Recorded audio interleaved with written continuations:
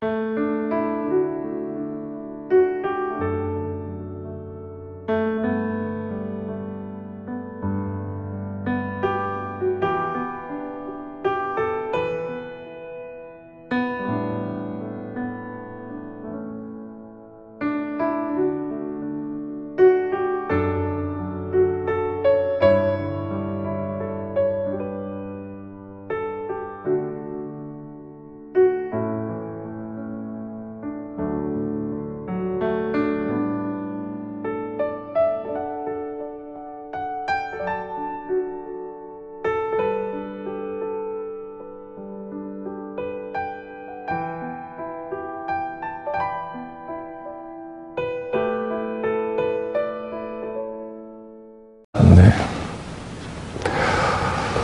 지나간 한 주간도 하나님 은혜 가운데 평안하셨는지요? 이제 모든 자연 만물들이 봄을 맞아 푸르러지고 그 초록이 더해가는 아름다운 시간이 다가왔습니다. 여러분들의 가정 가운데도 이런 늘 하나님이 주시는 새로운 은혜와 평안이 늘 함께 하시기를 간절히 기도합니다. 오늘은 계시록을 계속 이어오면서 지난 시간까지 하나님의 오른손에 들려져 있었던 두루마리를 예수님께서 네 번째까지 인을 떼시는 말씀을 보았습니다. 이제 오늘부터 다시 계속 이어서 다섯 번째, 여섯 번째 인을 떼시고 마지막 시대에 일어날 대환란에 관한 기록된 하나님의 말씀을 함께 살펴보도록 하겠습니다.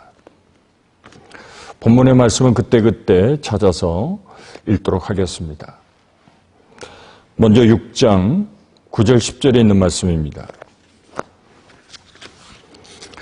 다섯째 인을 떼실 때에 내가 보니 하나님의 말씀과 그들이 가진 증거로 말미암아 죽임을 당한 영혼들이 제단 아래에 있어 큰 소리로 불러 이르되 거룩하고 참되신 대주제여 땅에 거하는 자들을 심판하여 우리 피를 갚아주지 아니하시기를 어느 때까지 하시려 하나이까 하니. 이제 다섯 번째 인을 떼실 때에 갑자기 순교자가 등장합니다. 다시 말하면 예수님의 복음을 전하다 죽은 성도들을 뜻하는 말씀이죠. 그들은 하나님의 공의의 실현을 위해서 하나님 앞에 부르짖습니다. 왜 우리가 복음을 전하다 죽어야 했습니까? 하나님의 복음이 참인 것을 알리려 했고 그 하나님의 구원의 복음이 선포되므로 많은 사람들을 구원하려고 한 것이 아닙니까? 그런데 도대체 하나님의 공의가, 하나님의 정의가 언제 실현되려고 하십니까? 라고 질문하는 것입니다. 이때 예수님께서 11절에 이렇게 대답하십니다. 11절에 있는 말씀 6장이죠. 각각 그들에게 흰 두루마기를 주시며 이르시되 아직 잠시 동안 쉬되 그들의 동무 종들과 형제들도 자기처럼 죽임을 당하여 그 수가 차기까지 하라 하시더라. 이런 말씀이 기록되어 있습니다. 예수님의 대답은 순교의 역사는 아직 끝나지 않았다는 것입니다. 이 순교가 맞춰지는, 다시 말하면 예수님께서 말씀하신 순교자의 수가 다 차기까지 기다리라는 것입니다. 그 수가 차기까지 과거의 순교자들이 당했던 그 순교가 오늘 현재도 일어나게 될 것이고 장래에도 그 순교자가 계속 나타나게 될 것이라는 말씀입니다. 하나님의 심판이 전개되고 있는 이 역사의 와중에서도 복음을 전하다가 죽어가는 순교자들이 계속 나오게 될 것이라는 겁니다. 그 순교자의 수가 다 차기까지 기다리라. 이렇게 말씀하셨습니다. 이제 여섯 번째 인을 떼십니다. 12절로부터 17절까지 있는 말씀입니다. 이 여섯 번째 인이 뜯겨질 때에 하나님의 심판으로 말미암아 이 세상 모든 우주 만물이 새로운 변화를 경험하게 됩니다. 큰 지진이 나게 되고 저 장렬하는 태양은 검은 털로 짠 상복과 같이 검어지게 될 것이라고 했습니다. 그리고 다른 피와 같이 될 것이고 하늘의 별들은 무화과 나무가 대풍에 흔들려서 잘 익은 열매들이 마치 떨어지는 것과 같이 모든 별들이 우주에 떨어지고 사라지게 될 것이라고 말씀했습니다. 특별히 5절에 있는 말씀을 보시면 이 5절 이하의 묘사는 지진에 관한 것입니다. 지진을 연구하는 사람들에 의하면 이 지진의 횟수가 점점 많아지게 될 것이고 그 주기가 점점 짧아질 것이라고 말했습니다. 세계 도처에서 지진이 지금도 일어나고 있습니다. 어찌 보면 하나님께서 마지막 시대에 이 세계를 흔들고 계시다라고 생각해 볼 수 있습니다. 이틀 전에 독일 신문에 우리 대한민국에 큰 대형 지진이 올 것이라는 기사를 보도한 적이 있습니다. 우리 한국은 지진으로부터 예외된 나라라고 생각해 왔습니다. 그러나 최근에 들어서 곳곳에서 지진이 일어나고 있습니다. 어찌 보면 성경에 예언된 말씀대로 세계 도처에 한 곳도 예외됨이 없이 이런 지진의 현상이 계속될 것이라는 겁니다. 정말 마지막 때가 오고 있습니다. 이 심판의 무대가 마태복음 24장에서 말씀하신 순서와 거의 일치하고 있다는 것에 매우 흥미로운 관심을 가지게 됩니다. 다시 말하면 지금 요한계시록 6장과 마태복음 24장에 기록된 말씀이 그 순서적으로, 그 내용적으로 매우 일치하고 있다는 것을 발견하게 됩니다. 다시 말하면 거짓 그리스도, 적 그리스도가 출현하게 될 것이고 전쟁과 기근이 있고 죽음이 오고 순교자들이 나타나고 그 다음에 이 우주에 이상한 현상들이 일어나게 될 것이라는 겁니다. 마태복음 24장 3절, 4절, 5절을 보시면 예수께서 감람산 위에 앉으셨을 때에 제자들이 조용히 와서 이렇게 물었습니다. 우리에게 일러 말씀해 주십시오. 어느 때 이런 일이 일어나겠습니까? 또 주의 임하심과 세상 끝에는 도대체 어떤 징조가 있습니까? 이때 예수님께서 말씀하셨습니다. 너희가 사람의 미혹을 받지 않도록 주의하라. 많은 사람들이 내 이름으로 와서 나는 그리스도라 하여 많은 사람을 미혹하게 할 것이라고 했습니다. 다시 말하면 제일 먼저 마지막 시대에 일어나는 징조는 거짓 그리스도가 출현한다는 것입니다. 역사 속에는 이 메시아적인 야심을 가지고 역사 가운데 등장했던 사람들이 있어 왔습니다. 히틀러 같은 사람은 정치적으로 그 야심을 나타냈습니다. 문선명과 같은 사람, 최근에 이만희와 같은 사람들은 종교적인 야심을 가지고 무엇인가를 이루어 보려고 했습니다.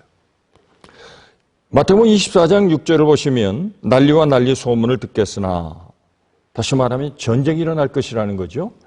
계시록 6장에서 우리가 두 번째 인을 뗄 때 붉은 말이 나왔는데 그 붉은 말이 화평을 제하고 전쟁을 일으키게 된다는 말씀을 했습니다. 7절을 보시면 기근과 지진이 있을 것이라고 했습니다.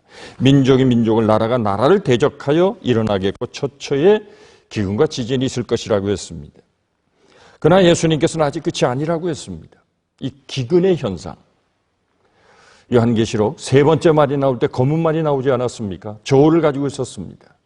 많은 사람들이 노력하고 해서도 마음껏 양식을 구할 수 없는 그런 경제적인 어려움과 기근이 있게 될 것이라고 이미 6장에서 말했습니다.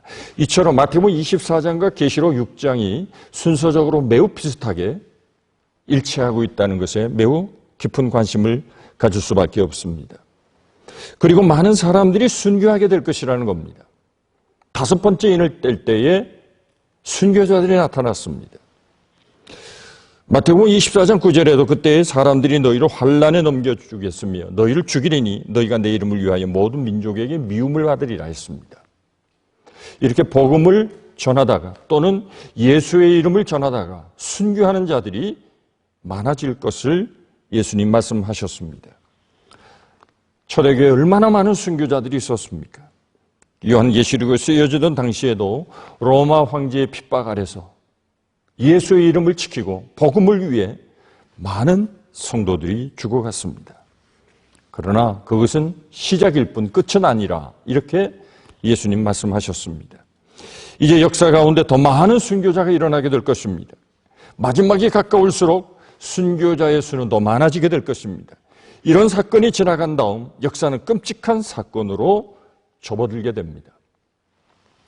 마태복음 24장 20절로 21절입니다. 너희의 도망하는 일이 겨울에나 안식일에 되지 않도록 기도하라. 이는 그때 큰 환난이 있겠습니다.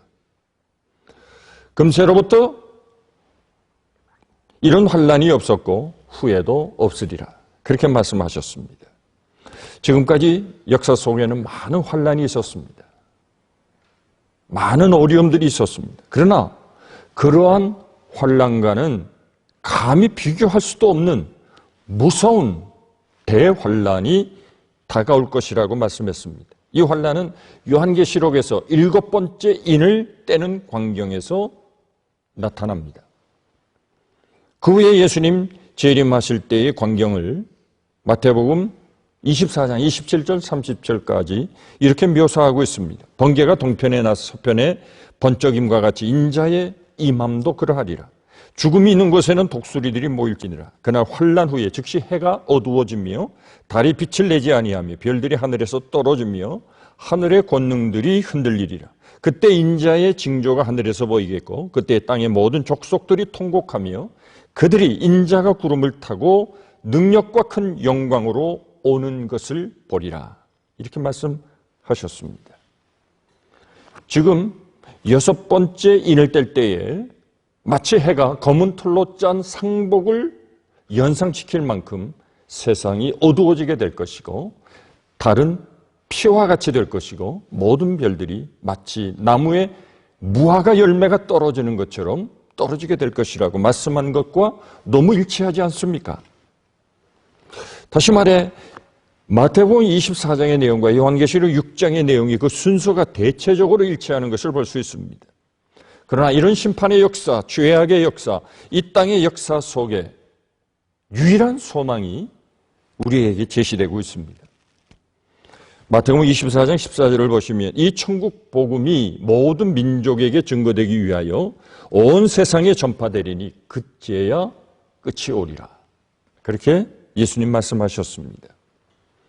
예수님께서 이 땅, 이 지구촌을 내려다 보실 때에 이 땅의 유일한 소망은 예수 그리스도의 복음이 온 땅에 전파되는 것입니다. 사람들의 죄악은 점점 심해지고 하나님의 진노는 점점 더해가고 있음에도 불구하고 이 땅의 역사가 막을 내리지 않고 있는 그 이유는 한 영혼에라도 더 복음이 전파되기 위함이라는 것입니다. 이 땅에는 복음을 듣지 아니하고 하나님 앞에 서는 사람이 없도록 이 복음이 땅끝까지 모든 민족이 이 하나님의 복음을 한 사람이라도 듣지 못한 자가 없도록 모든 민족에게 복음이 전파되도록 하기 위하여 하나님의 진노가 연기되고 있다는 것입니다. 하나님께서 하루를 천년같이 천년을 하루와 같이 참고 인내하시고 계시다는 것입니다. 이렇게 복음은 모든 민족이 구원받을 유일한 소망이 되는 것입니다. 심판이 가속화되고 있는 이 어두운 세상에서 우리가 살아야 할 이유가 있다면 그것은 바로 복음 때문일 것입니다. 복음은 사람들을 구원하고 그들로 하나님 앞에 바르게 서게 하고 이 어두운 역사 가운데 마지막 등불을 드는 그들의 삶 속에 새로운 의미를 가져다 줄 것입니다. 그렇다면 이 복음은 얼마나 소중한 것입니까? 계시록 6장 이어 7장에 이 죄악의 심판 가운데 복음을 가지고 있는 우리 그리스도인들이 해야 할 일이 무엇인지에 대하여 우리에게 말씀해 주고 있습니다. 그것은 이 하나님의 복음을 전할 사명, 그 책임, 그리고 그들이 가진 그 영광스러운 복음 전파자의 모습을 증언하고 있다는 것입니다. 그렇다면 우리는 과연 어떤 모습으로 이 어두운 역사 가운데 마지막 시대를 맞이하는 삶을 살아가야 할까요? 1차 세계대전이 일어나기 전에 이 지구 땅에는 전 세계에 아마도 유토피아가 우리가 기다리는 낙원과 같은 아름다운 세상이 열려지게 될 것이라는 낙관론이 팽배해지고 있었습니다. 계몽주의의 영향으로 인간의 이성에 대한 평가가 아주 고조되고 있었습니다. 그러면서 기술 문명이 눈부시게 발달했습니다. 이대로 조금만 가면 이제는 과학이 발달하고 의학이 발달함으로 질병이나 그리고 민족이 서로 싸우는 전쟁이 전혀 없는 완벽한 이상적인 세계가 건설될 것이라고 생각했습니다. 그러나 그 시대에도 하나님이 쓰시던 소수의 사람들, 이 평화의 시대는 오래가지 않을 것이고 인간의 부패성이 치유되지 않는 한 이런 이상적인 나라는 세워지지 않을 것이라고 말했습니다. 그리고 이 무서운 재앙이 우리들 눈앞에 다가오고 있는지도 모른다고 말했습니다.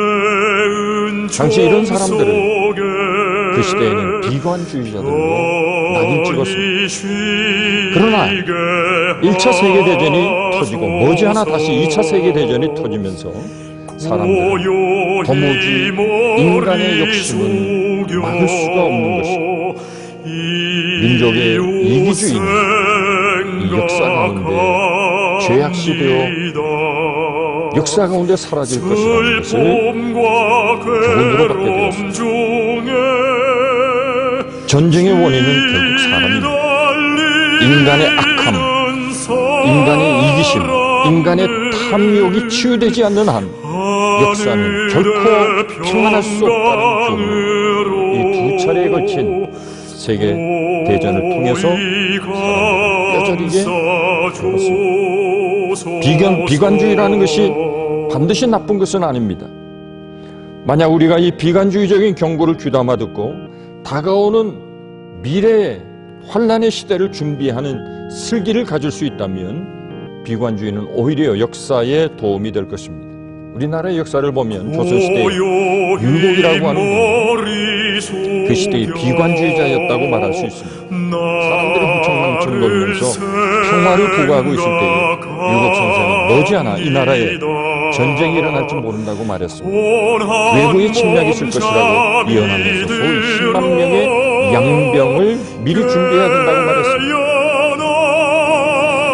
그러나 율곡 선생의 이런 이야기는 그 시대의 사람들에게 받아들여지지 않았습니다. 그 얼마 있지 않아 임진왜란이 터지지 않았습니다. 율곡의 충고를 받아들여서 10만 명의 병사들을 잘 양성해 놓았더라면 그런 아픈 역사를 만들지 않을 수 있었을 것입니다. 이런 의미에서 성경에 나타난 예언은 상당히 비관주의적인 성격을 지니고 있습니다. 특별히 요한계시록 예언은 앞으로 심판의 때가 오고 진노의 시대가 오고 마지막 무서운 대환란의 시대가 온다는 메시지가 주축을 이루고 있습니다. 비관적인 이야기들입니다. 좋은 세상, 아름다운 세상이 오게 될 것이고 모든 민족이, 모든 사람이 평화로운 시대에 살게 될 것이라는 낙관적인 말씀은 한 군데도 기록되어 있지 않습니다. 그러나 이것은 결코 인간에게 절망을 안겨주기 위한 비관주의가 아닙니다. 성경학자들은 이것을 가르쳐 창조적인 비관주의라고 말합니다. 그것은 우리가 앞으로 다가올 마지막 시대를 내다보면서 하나님 앞에서 우리 모든 그리스도인들이 어떤 사람이 되어야 할 것인가를 고민하고 또 마지막 시대를 지혜롭게 준비하도록 하는 하나님이 우리에게 주신 메시지라고 믿기 때문에 그렇습니다. 어느 시대에나 환란이 있었습니다.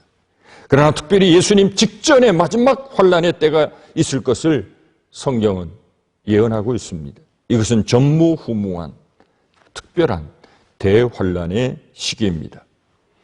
사람들에 따라서 그 환란의 기간이 문자 그대로 7년이 될 것이라고도 하고 7년이 상징하는 어떤 일정한 기간일 것이라고도 말합니다. 요한계시록은 계속해서 이 무서운 환란의 시대를 우리에게 경고하고 있습니다. 특별히 요한계시록 3장 10절에 우리가 이미 본 말씀입니다. 내가 나의 인내의 말씀을 지켰은즉 내가 또한 너희를 지키어 시험의 때를 면하게 하리니 이는 장차 온 세상이 임하여 땅에 거하는 자들을 심판할 때라고 했습니다. 사실 이러한 대환란에 대해서 구약 성경에 다니엘서 12장 1절에 이미 예언이 되어 있습니다. 그때가 되면 내 민족을 호위하는 미가엘이 일어날 것이요 또 환란이 있으리니 이는 개국 이래로 그때까지 없던 환란일 것이고 그때 내 백성 중 무릇 책에 기록된 모든 자가 구원을 얻으리라고 했습니다. 마태복음 24장으로 다시 돌아가면 21절, 22절에 이런 특별한 환란의 때에 대해서 예수님이 말씀하셨습니다. 이는 그때 큰 환란이 있겠습니다. 창세로부터 지금까지 이런 환란이 없었고 후에도 없을 것이라. 그날을 감하지 아니할 것이면 모든 육체가 구원을 얻지 못할 것이라고 했습니다. 그러나 택하신 자들을 위하여 그날을 감해 줄 것이라고 예수님 말씀하셨습니다. 여기서 말하는 구원이라고 하는 단어는 우리가 예수를 믿어 구원받는 영적인 구속이라는 의미보다는 구출의 의미를 담고 있다고 볼 수 있습니다. 하나님이 그 악한 시대의 때, 그 환란의 때를 단축시켜 그 날을 감해 주지 아니하시면 살아남을 수 있는 사람이 없다는 것입니다. 그런데 하나님은 그 택하신 성도들 때문에 그 기간을 감축하시고 단축해 주실 것이라고 말씀했습니다. 마가복음 13장 19절 20절에도 동일한 말씀이 기록되어 있습니다. 그 날들이 환란의 날이 되겠는데 하나님께서 창조하신 시초부터 지금까지 이런 환란이 없었고 후에도 없으리라. 만일 주께서 그 날들을 감하지 아니하셨더라면 모든 육체가 구원을 얻지 못할 것이거늘 자기가 택하신 자들을 위하여 그 날들을 감하셨느니라.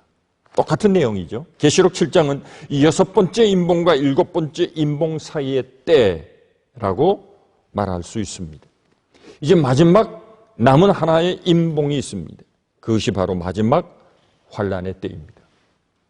그 환란의 때 직전에 나타난 그 내용, 그 직전에 일어날 일들에 대해서 계시하신 말씀이 7장에 기록된 말씀입니다. 이것은 우리에게 주시는 놀라운 비전의 말씀입니다. 마지막 시대를 앞두고 하나님께서 성도들에게 보여주신 비전입니다. 일종의 약속이라고 말할 수 있습니다. 하나님을 거역한 불경건한 인류의 세속적인 역사에 대하여 마지막 시대를 앞두고 하나님께서 성도들에게 보여주신 비전, 과연 그것은 도대체 무엇일까요? 먼저 하나님께서 이 환란의 때에 성도들을 보호해 주실 것이므로 염려할 것이 없다는 것입니다. 어떤 그리스도인들은 이 환란의 때가 오기 전에 그리스도인들은 모두 휴거될 것이라고, 공중으로 다 들림을 받게 될 것이라고 믿고 또 그렇게 가르치고 있습니다만, 물론 그런 말씀이 전혀 틀렸다고는 말할 수 없습니다. 그러나 요한계시록에 관한 한 독단적인 결론을 내리는 것은 매우 위험한 일입니다. 왜냐하면 다른 곳에는 다른 의미로 쓰여져 있기 때문입니다. 왜냐하면 그 환란의 때를 다 거치도록 성경은 말해주셨고 그 기간을 지나며 하나님께서 그 날을 감해 주심으로 이 환란의 때를 참된 그리스도인들은 믿음을 지킴으로 잘 견뎌 이겨낼 것이라고 말씀하는 성경 구절도 있기 때문입니다. 저는 이런 휴거에 관한 해석이 미국의 실용주의에 굉장한 영향을 많이 받은 것이라고 생각합니다. 쉽게 말하면 고생하기 싫어서 하는 소리라고도 할 수 있습니다. 왜 그리스도인들이 이런 고난의 때를 지나야 하는가? 그 고난의 때를 앞두고 그리스도인들이 하늘나라로 휴거되면 얼마나 좋겠는가? 또 그렇게 생각하고 믿고 싶은 생각에서 휴거를 꺼내는 분들이 많다고 생각합니다. 그러나 하나님의 보호와 하나님의 그 약속을 신뢰한다면 비록 그런 환란의 때가 온다 할지라도 성도들은 두려워할 것이 없다고 생각합니다. 7장 1절로 8절까지 말씀 보시면 이스라엘 백성들이 인을 받는 장면이 등장합니다. 12지파에서 각각 1만 2천씩 모두 14만 4천 명이 인을 받습니다. 도장을 받는다는 거죠. 사람에 따라서 이 이스라엘이 누구냐에 대한 해석이 서로 다릅니다. 성경 자체가 14만 4천 명에 대해서 분명한 말씀을 하고 있지 않기 때문에 사람들에 따라서 해석상의 여러 해석이 달리 하고 있음을 보게 됩니다. 이 부분을 문자적으로 해석하는 사람들은 이스라엘 사람들 중에서 14만 4천 명이 하나님의 보호하심을 받는 인을 받게 될 것이라고 말하는 사람이 있습니다. 그래서 환난의 시대에 구원을 받고 보호받으며 복음을 전하는 중요한 역할을 감당한다고 해석하는 사람이 있습니다. 그런가 하면 이 부분을 영적으로 해석하면서 이스라엘이 그리스도인들이라고 말하는 분들이 있습니다. 이미 우리가 로마서를 보신 대로 로마서 2장 28절 29절에 대저 표면적 유대인이 유대인이 아니요 표면적 육신의 할례가 할례가 아니라 오직 이면적 유대인이 유대인이고 할례는 마음에 할지니 신령에 있고 의문에 있지 아니한다고 했습니다. 아브라함이 하나님을 믿음에 이들을 그에게 의로 정하셨다 함과 같으니라. 그러므로 믿음으로 말미암는 자들은 아브라함의 아들인 줄 알지라. 갈라디아 3장 6절 7절에 있는 말씀입니다. 다시 말하면 혈통적인 이스라엘 백성만 구원받는 것이 아니고 아브라함이 하나님의 약속을 믿은 것 같이 누구든지 예수 그리스도를 믿는 그 믿음은 우리가 하나님의 자녀가 될 수 있는 것이라는 겁니다. 영적인 의미에서 우리 모두는 다 하나님의 선택하신 아브라함의 후손이라는 것입니다. 갈라디아 6장 16절에 무릇 이 규례를 행하는 자에게와 하나님의 이스라엘에게 평강과 긍휼이 있을지어다 했습니다. 다시 말하면 십자가를 통해 진정으로 하나님의 백성이 된 하나님의 백성 전체를 이스라엘로 부르고 있다는 것을 알 수 있습니다. 지나간 시대의 학자들은 14만 4천이라는 숫자를 다음과 같이 풀었습니다. 구약의 12지파와 예수님의 12제자의 숫자를 곱하면 144라는 숫자가 나옵니다. 그리고 이스라엘 백성들에게 천이라고 하는 숫자는 항상 많다는 의미를 가지고 있습니다. 그래서 천을 곱하면 14만 4천이라는 숫자가 그런 의미를 가지고 있다고 말하기도 합니다. 그래서 이 수는 구약의 12지파, 이스라엘의 12사도들을 곱한 수에서 더 많은 숫자를 말하는 천을 곱함으로 나온 숫자.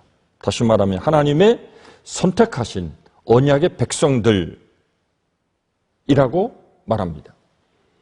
특별히 여기서 마지막 환란의 시대를 앞두고 그 시대에 하나님의 손에 붙들림을 받게 된 하나님의 언약의 백성들을 상징한다. 그렇게 해석합니다.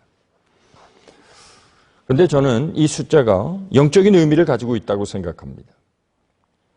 문자 그대로 이스라엘의 12지파에 나온 사람들을 의미할 가능성이 없는 두 가지 근거가 있습니다. 첫째는 이 말씀을 기록할 당시에 이스라엘 민족에는 12지파라는 의미가 이미 없어졌습니다. 이스라엘이 아수르의 포로로 끌려갈 때에 이스라엘은 10지파를 중심으로 세워진 나라이기 때문에 이 12지파가 다 끌려갔습니다. 그들이 포로 생활하는 가운데 12지파의 의미는 사라졌습니다.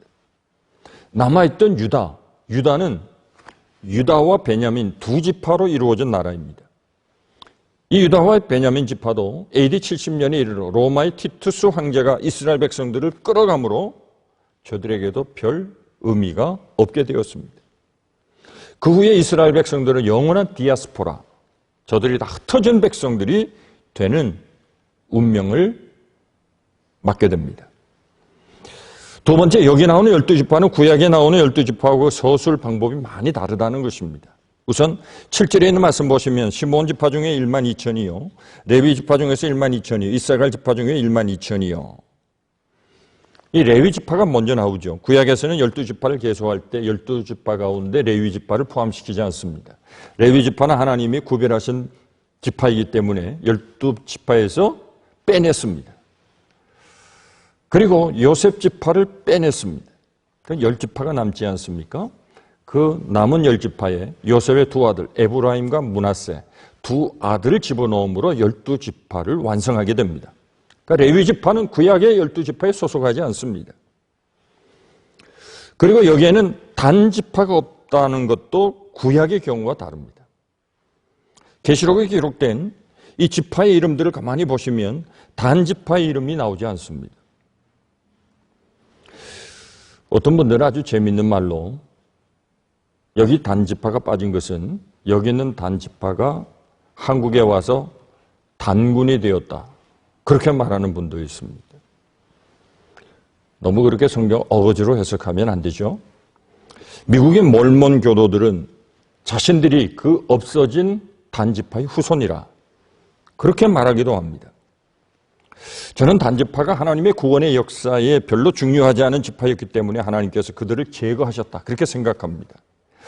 그리고 성경에서 강조하지 않는 것에 너무 집중하고 연구하는 데 시간을 허비하는 것은 바람직하지 못한 것입니다.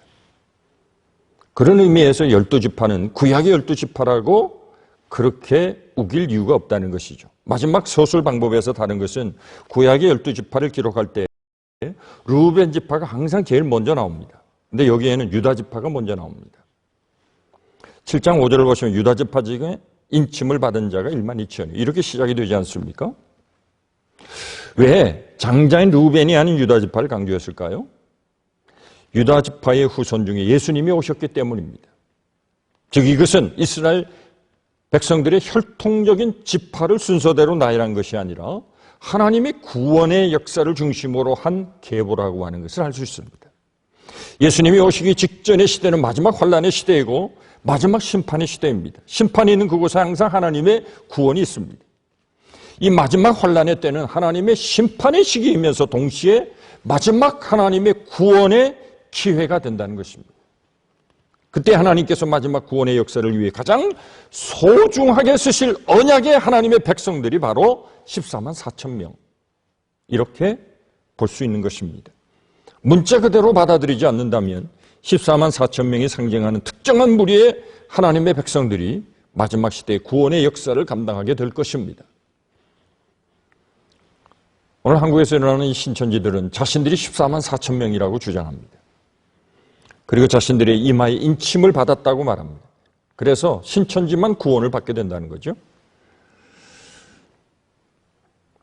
이런 말도 되지 않는 이야기에 많은 사람들이 현혹되어서 그곳에 들어가 14만 4천 명이 되어 인을 받아야 구원받는 것으로 지금도 믿고 있는 사람들이 그들의 무리들입니다. 이 인을 치는 것의 의미는 사실 두 가지로 나눌 수 있습니다. 하나는 소유의 개념과 두 번째는 보호와 보증의 개념입니다. 한국에서 재산을 거래할 때 지금은 사인을 한다고 합니다만 도장을 찍습니다. 인감 도장을 찍죠. 그 도장을 찍을 때 비로소 소유가 바뀌어지기도 하고 자기 것을 남에게 매도하고 또 다른 것을 내가 매입하기도 하는 것입니다.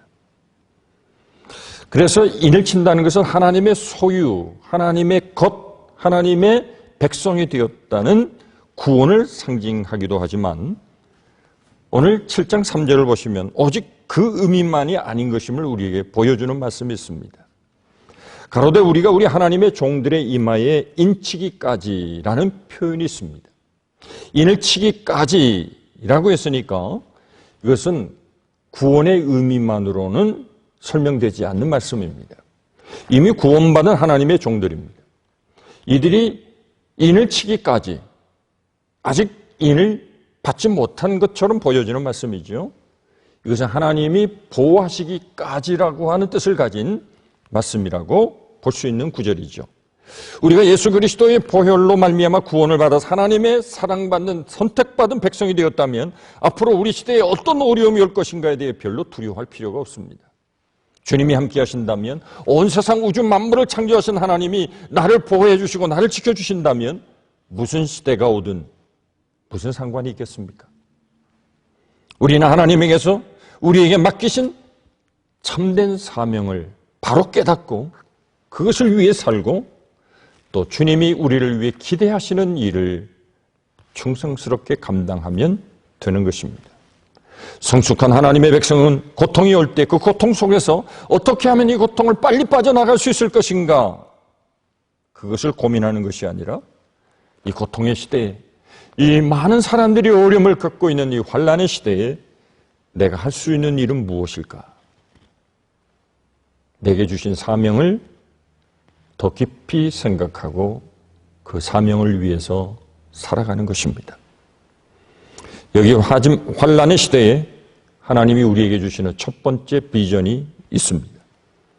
하나님이 특별히 사용하실 하나님의 백성, 14만 4천이라고 지명된 이 하나님이 선택하신 마지막 시대의 하나님의 특별한 하나님의 사람들, 이들을 하나님은 지켜주시고 저들이 그 사명을 완수할 수 있도록 하나님이 저들을 보호해 주시고 저들을 지켜주실 것이라고 하는 비전의 말씀인 것입니다.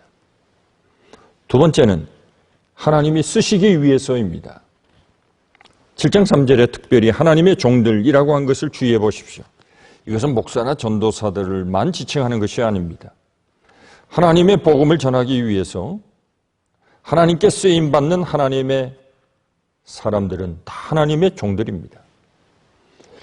주님께서 우리를 구원하시고 보호하시고 환난 때에도 우리를 지켜주시는 가장 중요한 이유, 그것은 주님께서 우리를 축복하시는 그 이유는 우리를 그 시대에 사용하기 위해서라는 것입니다. 앞에서 요한계시록 6장의 구조는 마태복음 24장의 구조와 놀라울 정도로 일치한다는 말씀을 드렸습니다. 거짓 그리스도, 적 그리스도가 나타나고 전쟁과 지진이 일어나고 그로 말미암아 죽음이 있고 순교자들이 등장하면서 역사는 서서히 마지막 환난의 때를 향해서 전진해 간다는 겁니다. 마태복음 24장은 예수님 재림 직전의 상황만을 사실은 다루는 것이 아니고 예수님이 처음 오셨을 때부터 재림하실 때까지의 모든 이 땅의 역사를 다루는 말씀입니다. 예수님께서는 환난의 때가 올 것을 예언하시면서 동시에 이 역사가 환난의 때를 향해 가면 갈수록 복음을 증거하는 그 일이 더 급하게 이루어질 것을 예언하셨습니다. 계시록 7장의 14만 4천은 바로 이 환난의 때를 위하여 준비된 하나님의 종들이라는 것입니다. 하나님은 언제나 하나님의 종들을 준비하셨습니다. 아합의 시대와 같이 역사적으로 어두운 때도 하나님은 내가 아직도 바알에게 무릎을 꿇지 않은 내 종 7천을 남겨두었다고 엘리야에게 말씀하셨습니다. 에스겔서 9장을 보시면 에스겔 시대도 하나님이 심판하실 수밖에 없는 상황이었지만 하나님께서는 이마에 표를 받은 하나님의 사람들을 특별히 따로 준비하셨습니다. 저들은 이사야서에 기록되어 있는 말씀대로 남은 자들입니다. 그들은 하나님의 구원의 역사를 계승하는 사람들입니다.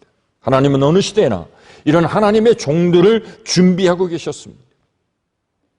그런데 이들 하나님의 종들에게는 한 가지 특성이 있습니다. 그들은 모두 세상에 영합하기를 거부했습니다. 세상은 계속 우리에게 세상 사람처럼 세상과 어울려 적당히 살라고 말하지만 성경은 우리에게 늘 말합니다. 너희는 이 시대를 본받지 말라는 말씀입니다. 예수 믿는 사람들이 세상 사람들과 같이 살아간다면 우리는 세상에 어떤 영향력을 미칠 수 있을까요?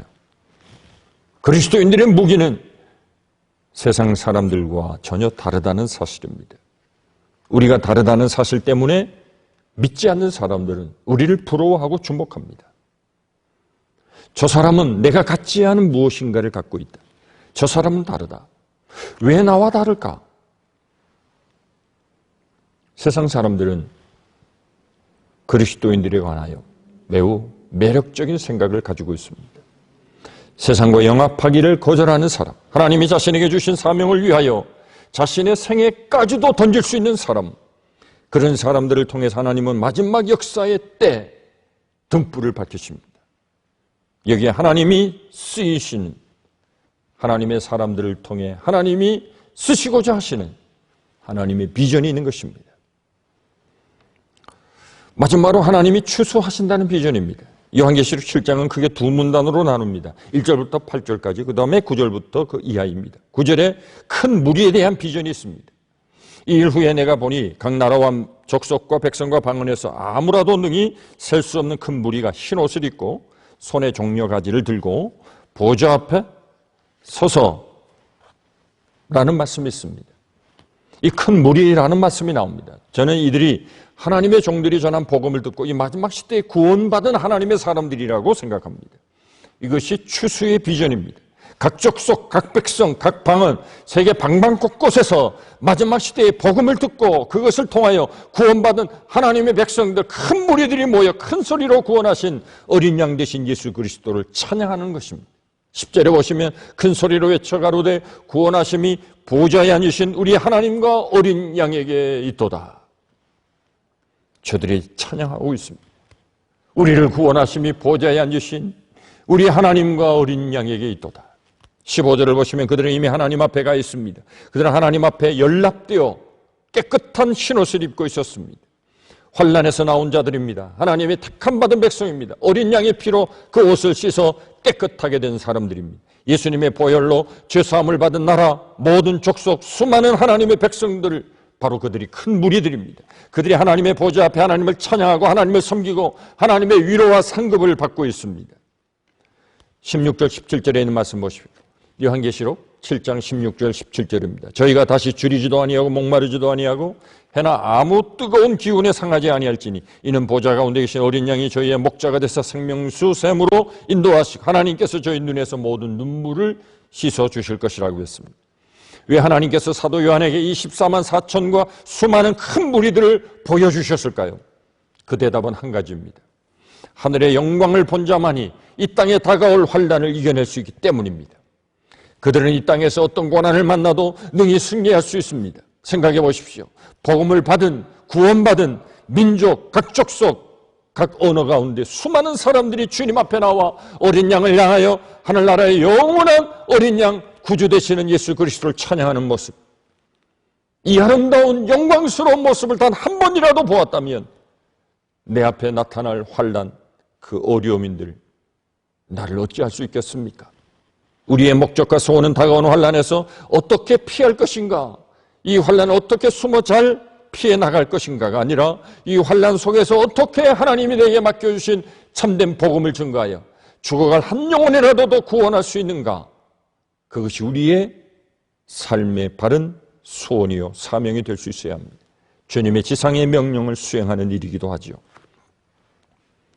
주님의 명령에 순종하여 마지막 복음을 전한 결과 각 나라, 각 족속, 각 방언, 각 언어하는 여러 나라의 사람들이 어느 날 주님의 보좌를 옹이하고 구원해 주신 주님을 찬양하며 주님의 말할 수 없는 위로를 받는 이 하나님의 영광스러운 비전, 이 비전을 보았다면 우리도 환난의 시대에 하나님의 복음을 전하는 일을 힘써 계속하지 않겠습니까?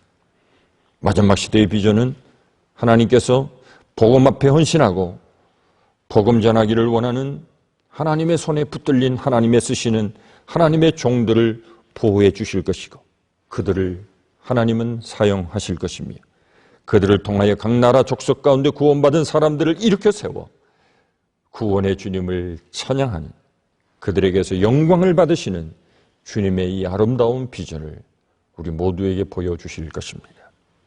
우리도 참된 하나님의 비전을 가슴에 새기고 어려운 시기일수록 우리에게 맡겨진 하나님의 뜻, 하나님의 사명이 무엇인지를 깨달아 주님 앞에 더 충성하고 나를 돌이켜 더 거룩한 하나님의 자녀들로 온전한 신앙으로 승리해 나가는 우리 모든 믿음의 성도들이 되시기를 간절히 축원합니다. 기도하겠습니다. 하나님 감사합니다.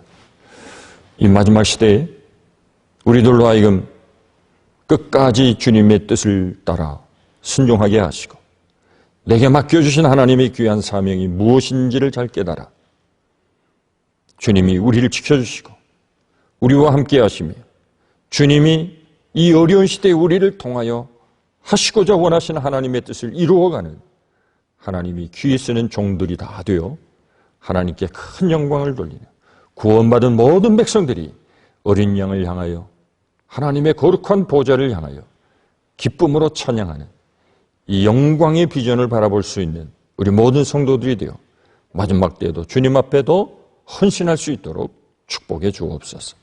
예수님의 이름으로 기도하옵나이다. 아멘. 감사합니다. 645장. 아멘.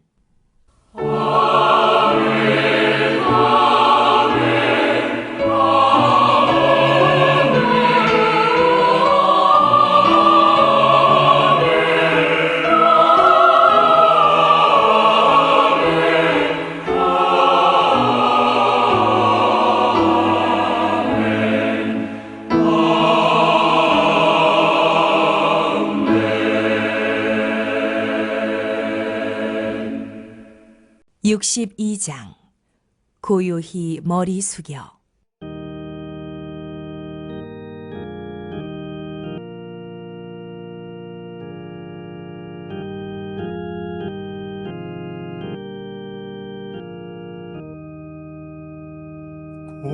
고요히 머리 숙여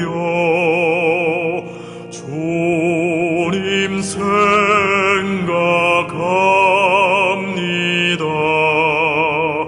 머리도 둘 곳 없이 고생하신 예수님 쉴 곳을 주시오니 깊이 감사합니다.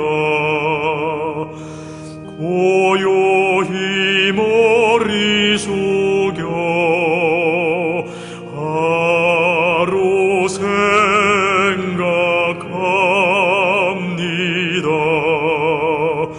지은 죄만 쌓오나 용서하여 주시고 주님의 은총 속에 편히 쉬게 하소서. 고요히 머리 숙여 이웃 생각합니다. 슬픔과 괴로움 중에 시달리는 사람들 하늘의 평강으로 고이 감싸 주